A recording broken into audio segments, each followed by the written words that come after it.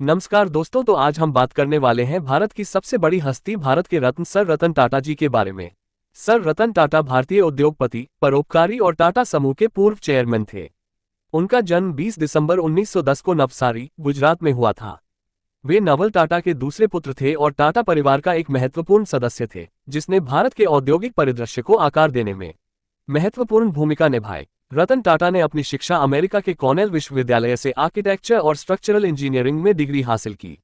ये शिक्षा उनके भविष्य के औद्योगिक प्रयासों के लिए एक मजबूत आधार बनी। 1939 में उन्होंने टाटा समूह में नौकरी शुरू की, जहां उन्होंने टाटा स्टील में काम किया और कंपनी के संचालन की गहरी समझ विकसित की। 1962 में सर रतन टाटा टाटा सन्स के चेयरमैन बने, जब जे.आर.डी. टाटा का निधन हुआ।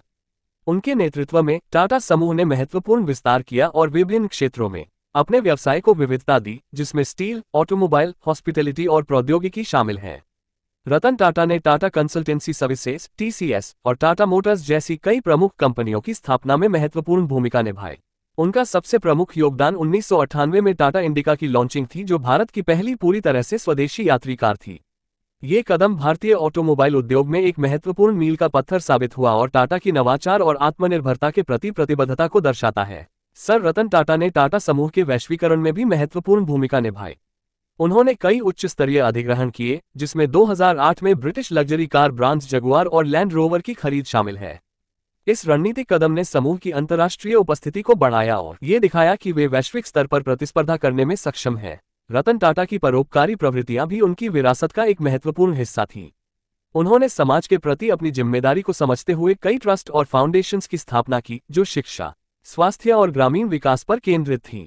टाटा ट्रस्ट, जो टाटा सन्स के 2/3 हिस्से के मालिक है, आज भी भारत में लाखों लोगों की जीवन गुणवत्ता में सुधार के लिए विभिन्न पहलों को वित्त पोषित कर रहे हैं। टाटा की नेतृत्व शैली नैतिक व्यापार प्रथाओं और सामाजिक जिम्मेदारी पर केंद्रित थी। उन्होंने कॉर्पोरेट गवर्नेंस के महत्व पर जोर दिया और विश्वास किया कि व्यवसायों को सभी हितधारकों, जैसे कर्मचारियों, ग्राहकों और समुदायों के लाभ के लिए काम करना चाहिए। इस दर्शन ने उन्हें भारत और अंतर्राष्ट्रीय स्तर पर अपार सम्मान और प्रशंसा दिलाई। अपनी उपलब्धियों के बावजूद रतन टाटा का स्वभाव साधारण और विनम्र था। वे अपनी अप्रोच के लिए जाने जाते थे और विभिन्न वर्गों के लोगों से जुड़ने में सक्षम थे। उनका नेतृत्व सहयोग और टीम वर्क पर जोर देता था, जिससे टाटा समूह में समावेशिता की संस्कृति विकसित हुई। 2012 में रतन टाटा ने टाटा सन्स के चेयरमैन के रूप में सेवानिवृत्त हुए, लेकिन वे विभिन्न परोपकारी गतिविधियों और व्यापारिक उपक्रमों में सक्रिय रहे। उन्होंने कई कंपनियों और संगठनों के बोर्ड में अपनी विशेषज्ञता और दृष्टिकोण प्रदान किया। सर रतन टाटा को उनके व्यवसाय और समाज के प्रति योगदान के लिए कई पुरस्कार और सम्मान प्राप्त हुए। उन्हें 2008 में भारत के तीसरे सर्वोच्च नागरिक सम्मान पद्म भूषण से सम्मानित किया गया।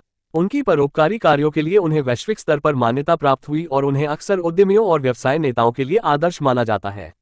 सर रतन टाटा की विरासत केवल एक सफल उद्योगपति की नहीं है, बल्कि एक दृष्टिवान व्यक्ति की भी है, जिसने व्यवसाय में सामाजिक जिम्मेदारी के महत्व को समझा।